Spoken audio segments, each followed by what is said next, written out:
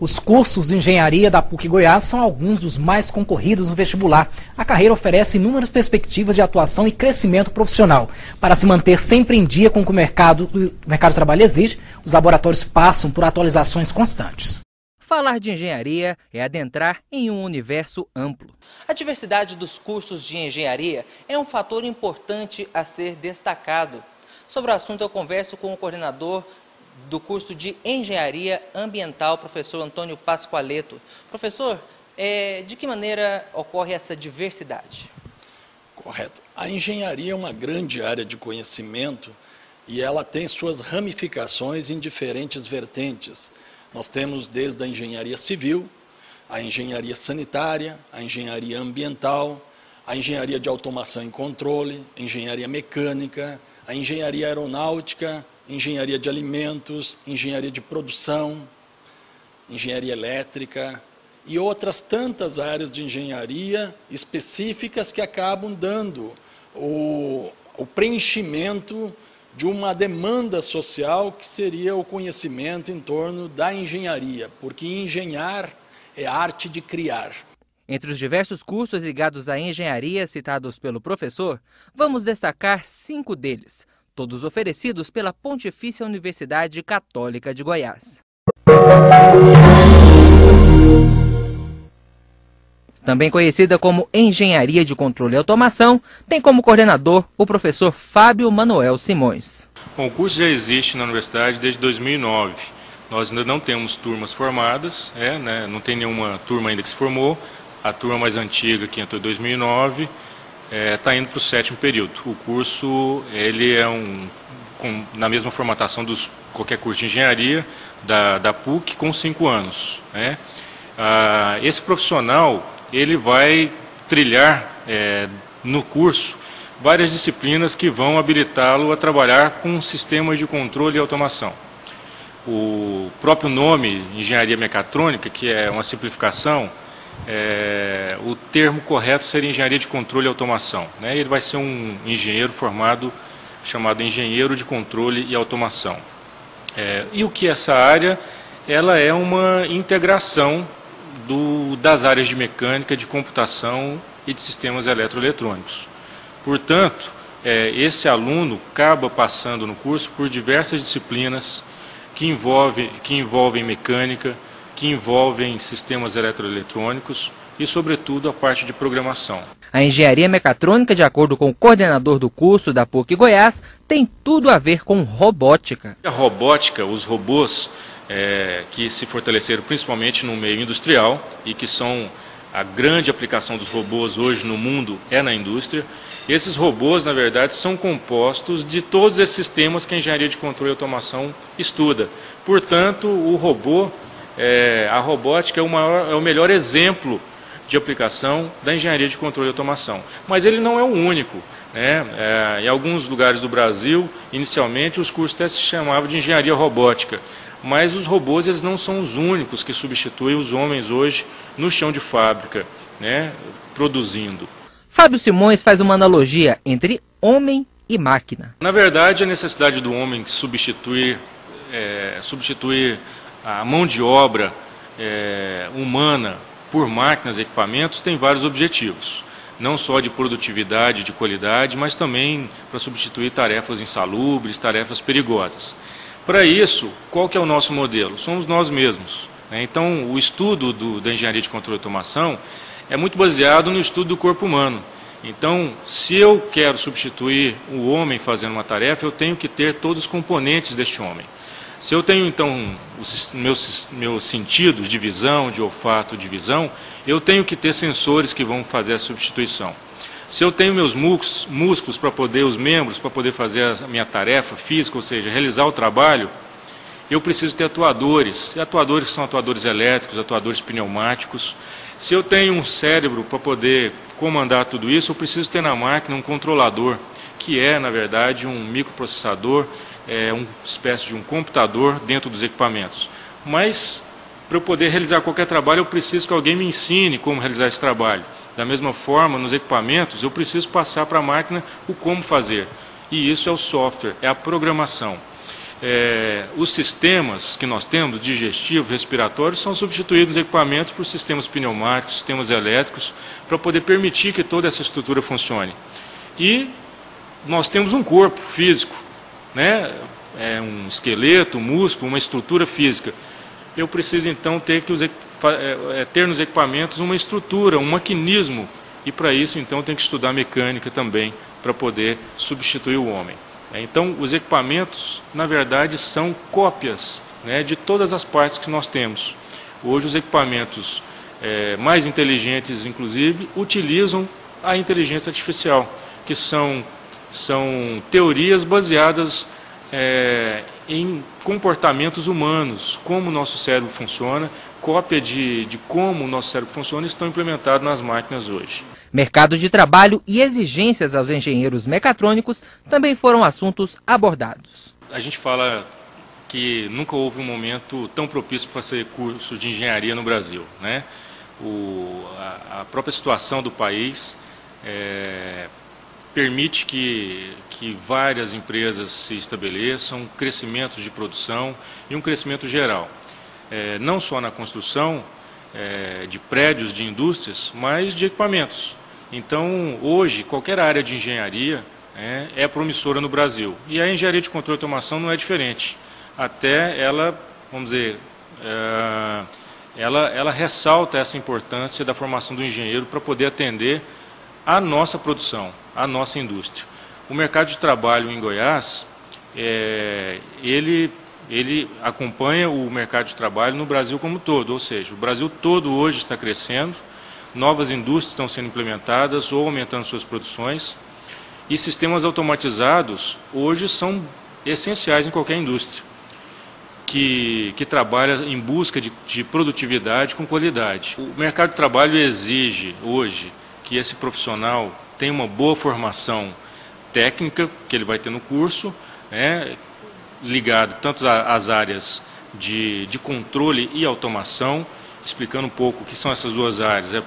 Na indústria, existem indústrias voltadas para a fabricação de componentes, peças mecânicas, produtos, de uma certa forma, que a gente chama de manufatura, mas nós temos também uma grande parte de indústrias que produzem produtos através de processos alimentícias, as de bebida, indústrias farmacêuticas, que nós chamamos de processos. Esses processos são controlados, não são máquinas, não são robôs produzindo alimento, são processos automatizados. Enquanto que eu tenho, por exemplo, em indústria de manufatura, na fabricação, por exemplo, de computadores, de peças mecânicas, de um automóvel, eu tenho máquina como computadores fazendo essa montagem.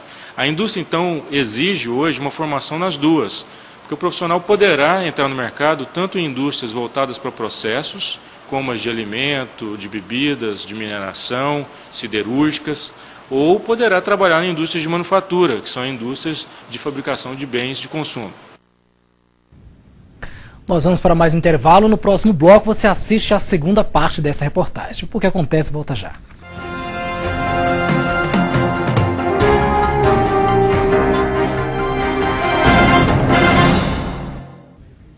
Estamos de volta com o que acontece. Em alguns cursos de ciências exatas, a prática faz toda a diferença na formação profissional. Por isso, a PUC Goiás investe pesado nos ambientes laboratoriais da área de engenharia, como mostra a segunda parte da reportagem de Fernando Couto.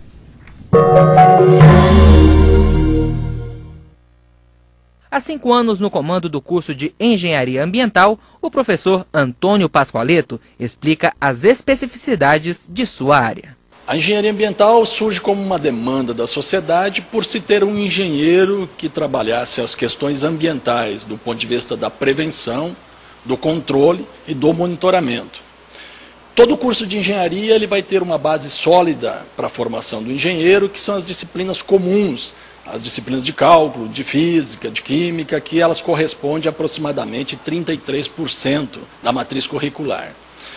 Depois ele acaba tendo vertentes específicas, conteúdos mais específicos da área, como controle e monitoramento de poluição, tratamento de resíduos sólidos, resíduos líquidos, controle e monitoramento da poluição atmosférica, poluição sonora, avaliação de impactos ambientais, avaliação de riscos ambientais, implantação de sistemas de gestão ambiental nas empresas, o geoprocessamento, estudos de bacia hidrográfica, o planejamento ambiental do ponto de vista rural e urbano, o estudo de química, microbiologia, fundamentos de saúde pública, principalmente associando a conexão de doenças com causas ambientais com princípios de prevenção, para se evitar epidemias, práticas diversas que são adotadas no sentido de se formar um profissional que tem uma visão eclética, uma visão holística, solucionando os problemas ambientais e fazendo com que aqueles impactos gerados eles possam ser mitigados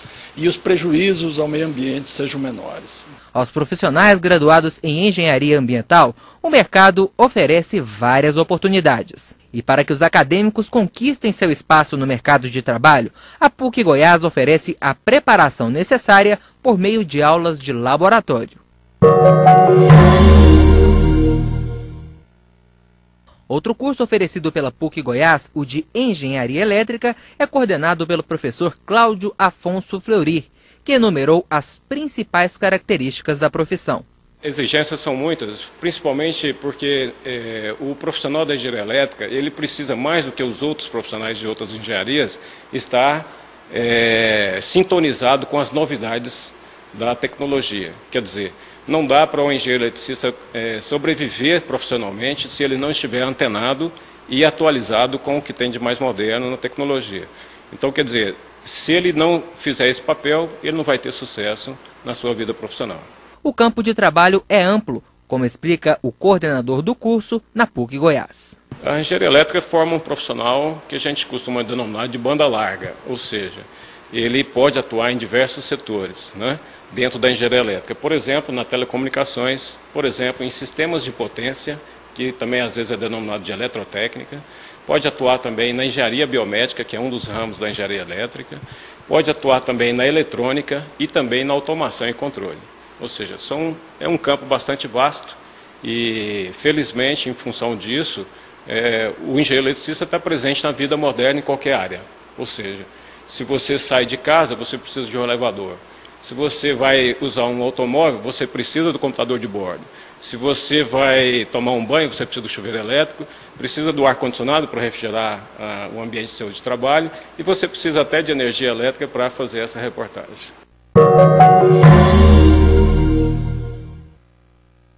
O curso de Engenharia de Produção, estabelecido como o primeiro curso da região Centro-Oeste, exige conhecimentos específicos. Hoje o curso de Engenharia de Produção é o primeiro do Centro-Oeste e ele trabalha toda essa questão de logística, a parte de simulação, a parte de planejamento, inclusive a questão do processo de controle de produto nas indústrias e outros setores pertinentes. Quais são as matérias básicas, quais os conhecimentos básicos o aluno aprende aqui e que o condiciona para entrar no mercado de trabalho?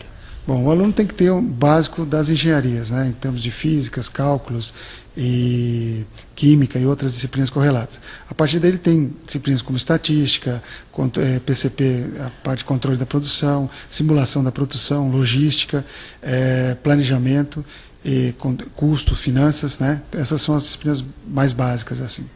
Do mercado de trabalho, os profissionais formados em engenharia de produção podem esperar muitas oportunidades. O profissional de produção está inserido em todos os mercados, inclusive na construção civil. Por quê? Porque ele vai trabalhar justamente esse processo de produção, né?